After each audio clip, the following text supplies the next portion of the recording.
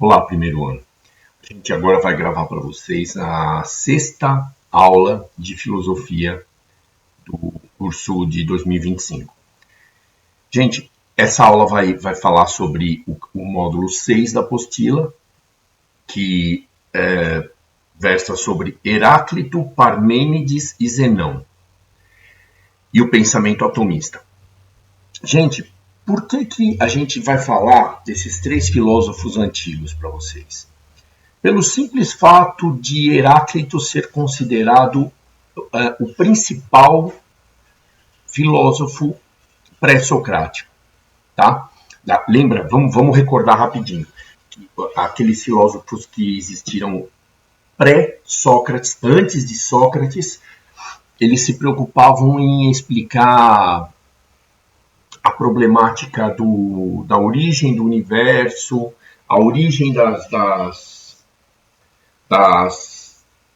dos objetos e das coisas no planeta Terra, enfim. Não havia aquela preocupação antropológica com o homem e os seus questionamentos, como passou a haver depois de Sócrates. Muito bem, gente. O Heráclito, ele defendeu a tese de que todo conhecimento que o homem adquire, ele não é aquele percebido pelos sentidos, como a gente já havia estudado, mas sim pelo intelecto. O conhecimento deveria vir com a razão, né? Logos, a partir do raciocínio sobre as impressões, não diretamente as impressões. As impressões formariam o senso comum, mas aquele que quisesse pensar a respeito e tirar alguma conclusão aletéia, verdadeira, trabalharia a doxa, que é a opinião, que é o senso comum, com o seu logos, seu intelecto. Gente, o próprio Heráclito, ele afirma, né, a gente sabe que a filosofia tentou se distanciar do mito, né, da cultura mítica, porém o próprio Heráclito afirma que a verdade absoluta a respeito de todos os fenômenos, a respeito da origem do universo, pertence aos deuses. Veja, mesmo a filosofia tentando se afastar da verdade mítica, ela ainda está presa, né? Como eu expliquei bem no começo para vocês, a passagem do mito para a filosofia, para o pensamento racional, ela se dá gradualmente. O mito ainda impregna o pensamento racional. Acho que até hoje. Tem muita coisa que a gente vai concluir a partir de coisas que nós temos que acreditar. Percebe? Então, assim, o mito, ele permeia, né? Ele preenche as entrelinhas da filosofia, da racionalidade. O próprio Heráclito afirma que o mundo, né, todas as coisas, todos os objetos e todas as formas, todas as vidas do universo estão em constante movimento. Esse movimento ele é resultado do choque, né? Ele surge a partir do choque de ideias opostas, sempre, né? O fogo e a água, o calor e o frio, o bem e o mal, a umidade e a secura, enfim. Todo oposto de ideias acaba fazendo o mundo se movimentar, acaba dando movimento ao universo a partir de uma base inicial que seria o fogo, percebe? Que não está aqui na apostila de vocês, mas era chamado de flogisto. Então, o fogo ele daria origem a todo tipo de matéria. E essa matéria se agruparia em ideias opostas. Não só as ideias dos seres humanos, mas as ideias universais, tá? A chuva, o sol, como eu disse, o calor e o frio, percebe? A luz e a escuridão. E essas ideias opostas colocariam o universo em movimento, sempre uma, entre aspas, batalha entre as ideias, e dessas batalhas surgiria a harmonia, surgiria a ordem e a justiça, certo? Então, assim, ao mesmo tempo, aí a gente vai, olha, veja só, ao mesmo tempo que o Heráclito afirma que o conhecimento é resultado do intelecto do ser, ele afirma também que a harmonia do universo, a aletheia, que primordialmente, assim, primeiramente pertenceria aos deuses, né? Provando que ele não se desligou completamente do mito, da mitologia. Porém, se os indivíduos, se os humanos quisessem alcançar a verdade, quisessem alcançar uma conclusão verdadeira, uma aletheia sobre as ideias, eles teriam que usar logos, o raciocínio. E por que nesse mesmo capítulo a gente estuda Parmênides? Porque, veja, vou lá, a última frase a respeito de Heráclito. O Heráclito afirma que o universo está sempre em movimento. Aquela afirmação antiga de que não é possível que nós tomemos banho 2 vezes no mesmo rio, não quer dizer que a gente não vai entrar 2 vezes no mesmo rio, o local, o rio. Mas naquelas águas, não. Porque as águas do primeiro banho já fluíram. Elas estão em movimento, elas já estão longe quando a gente entrar novamente. Mesmo sendo o mesmo rio. As águas do rio estarão longe. Então, quando se resume, não vamos tomar banho 2 vezes no mesmo rio, a gente está dizendo que o banho não será tomado 2 vezes na mesma água do rio. Porque o rio está em movimento. Assim como o universo está em movimento. Então, os fatos não se repetem.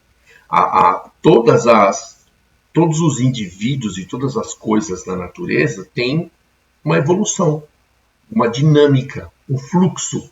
Percebe? Nós vamos falar a respeito de Parmênides, porque Parmênides fala exatamente o contrário. Que está tudo parado, tudo que é, realmente é, né? Tudo que, vamos usar o exemplo de uma rocha. Para o Parmênides, a rocha ela está lá, parada, e tudo que for além da rocha é ilusão. Percebe, gente? Olha, vamos analisar uma rocha parada, uma rocha no chão, uma pedra, pela visão de Heráclito. Essa pedra, com o tempo, muito lentamente, talvez a mudança seja imperceptível, assim como nós não percebemos a nossa idade, não percebemos o crescimento de uma planta, a não ser que a gente fique vários dias sem olhar para a planta, mas isso aí já vem com a física relativa lá na frente, certo? Nessa época aqui a gente vai admitir como verdade que nós não percebemos o nosso envelhecimento, não percebemos o crescimento de uma planta, enfim. Mas que acontece isso, acontece.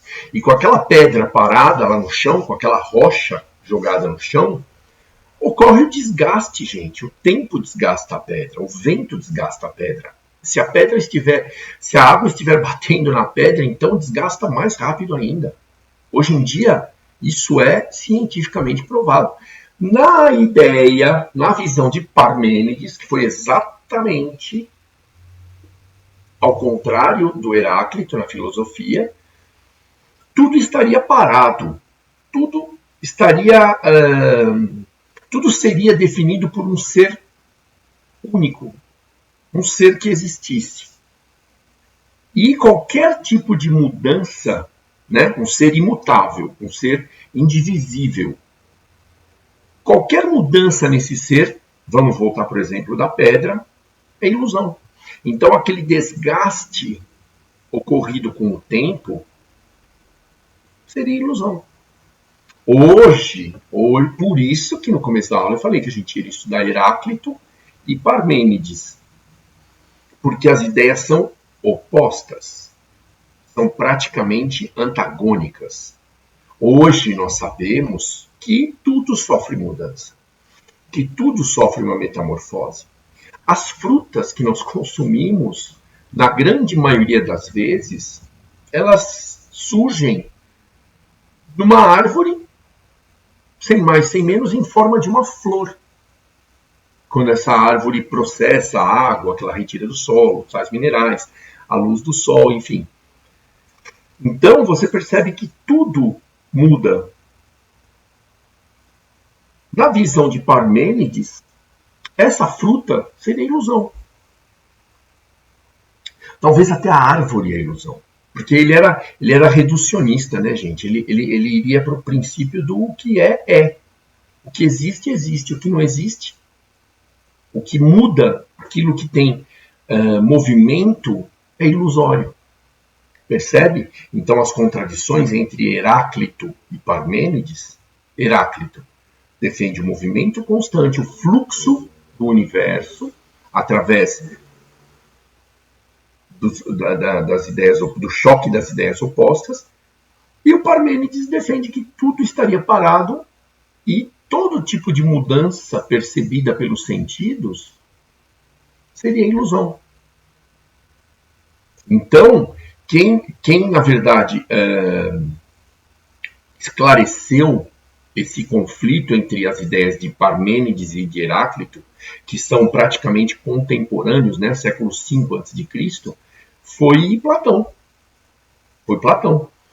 E aqui na apostila vocês vão ter a menção a um personagem chamado Zenão. Gente, o Zenão, ele, segundo as escrituras de Sócrates, de Platão, segundo as anotações de Platão, o Zenão teria tentado resolver essas teorias opostas, teorias filosóficas opostas, através de provar que as duas estariam erradas. Não, o mundo nem está em movimento, como Heráclito diz, e também não está parado, como Parmênides diz.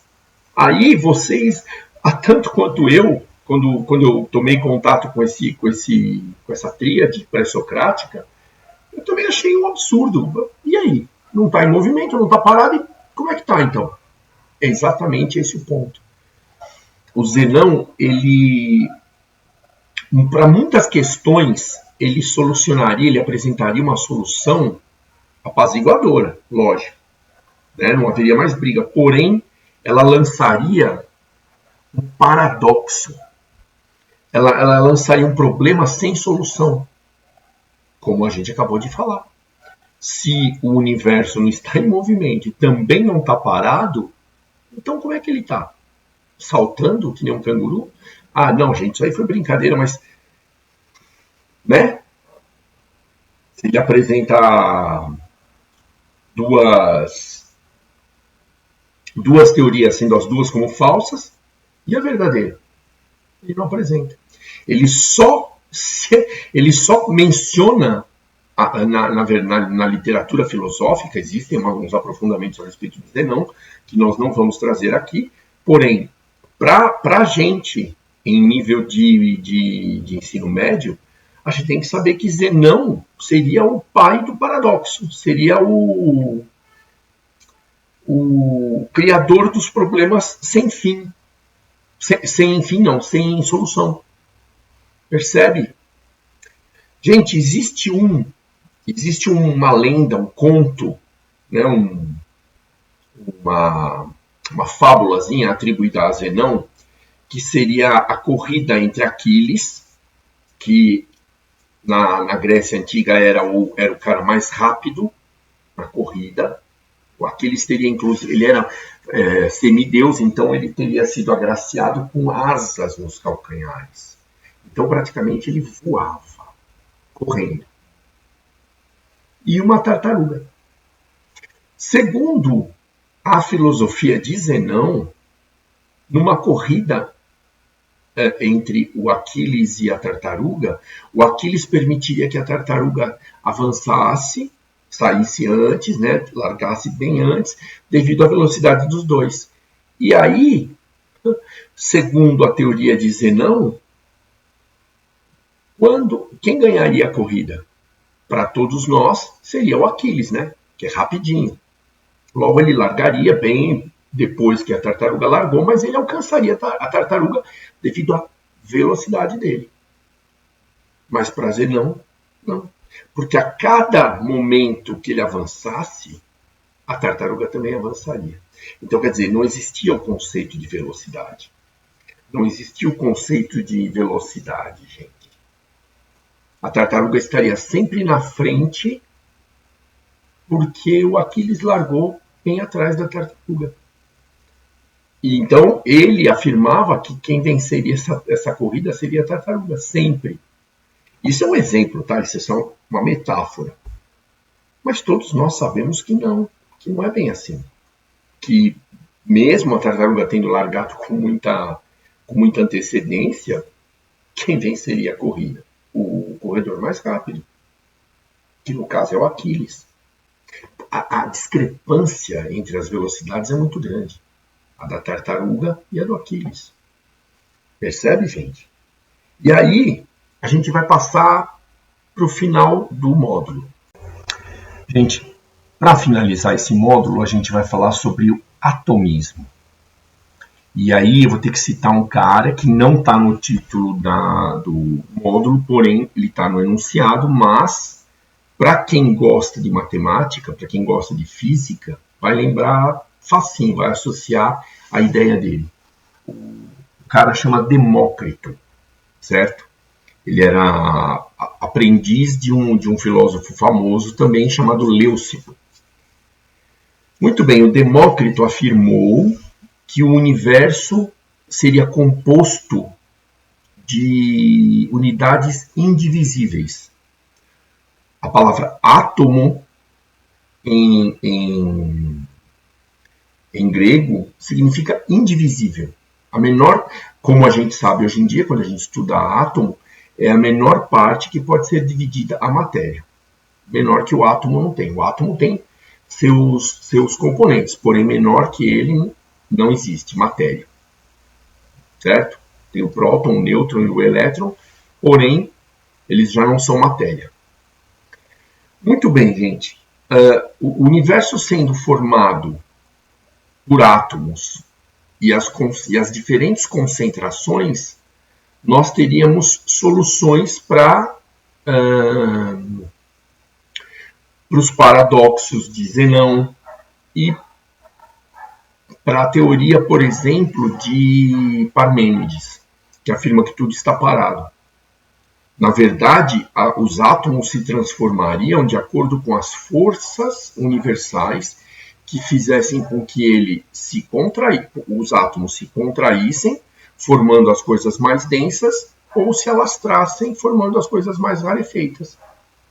Ou seja, hoje em dia nós sabemos que existem vários elementos, mas no século V a.C., 6 e 5, de onde a gente tirou esse pessoal todo, gente, pela teoria de Demócrito, a pedra e o ar teriam os mesmos componentes. Eles só estariam em concentrações diferentes. Eles estariam em distâncias diferentes. Tá? O ar teria átomos bem distantes um do outro e a pedra teria os mesmos átomos bem próximos, muito, muito próximos um do outro, o que conferiria à pedra uma densidade de pedra. A gente hoje em dia sabe que, na verdade, existem as moléculas, né, que são junção de átomos, que formam as matérias, né, os elementos, e também, no caso da água, por exemplo, nós temos o vapor, a água de beber, a água líquida, e o gelo, que nada mais é que a concentração, né, e a temperatura desses estados. Porque a temperatura, gente, a gente sabe também da física e da química, influencia no movimento dos átomos, das moléculas. Então, o vapor teria uma temperatura mais elevada, fazendo com que as moléculas se mexessem bastante e tomassem distância uma das outras, formando o vapor d'água, que é gasoso. Já na água em estado líquido, essas moléculas não se mexeriam tanto. E no estado sólido, que é o gelo, que corresponderia à pedra antiga de Demócrito, a gente não tem movimento praticamente nenhum das moléculas de água, do H2O. É um átomo de oxigênio e 2 de hidrogênio, certo? Gente, eu espero que com a ajuda das ciências eu tenha conseguido fazer vocês enxergarem um pouco mais a respeito de Heráclito, movimento, Parmênides, tudo parado, qualquer sensação de movimento, qualquer mutação era resultado da ilusão, Zenão com os seus paradoxos, ideias conflitantes e problemas sem solução, que aqui na apostila, inclusive, eles dão o nome de aporia. Aporia para esses problemas sem solução. E o pensamento atomista de Demócrito, afirmando que o universo seria composto por o mesmo elemento, que é indivisível, só que a concentração desse elemento determinaria as coisas mais densas e as coisas mais rarefeitas, menos densas. Ok? Muito obrigado a todos pela atenção. Bons estudos.